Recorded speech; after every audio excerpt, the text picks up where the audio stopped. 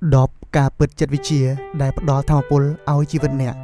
1ការស្ងៀមស្ងាត់វាមានធម៌ពលជាងការដែលអ្នកខំបកស្រាយថាខ្លួនឯងត្រឹមត្រូវ2នៅពេលដែលការទុកចិត្តត្រូវបានបំផ្លាញពាក្យសុំទោសវាក៏គ្មានន័យអីទៀតដែរ3គ្រប់គ្រងទង្វើរបស់អ្នករៀនឆ្លើយតបតឲ្យតិចបំផុត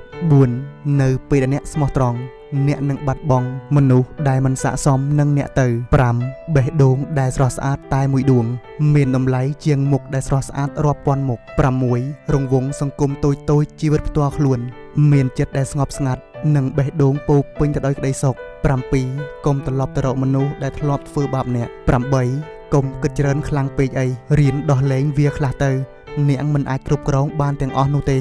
9បើសិនជាមានមនុស្សល្ងងព្រមនឹងដើរចាកចេញពីអ្នកក៏ត្រូវតែឆ្លាតដោះលែងឲ្យគេចេញទៅដូចគ្នា10មិត្តពិតប្រាកដឬមិត្តស្លាប់រស់ពិបាករកណាស់បើអ្នកមានមួយអ្នកពិតជាសំណាងខ្លាំងហើយ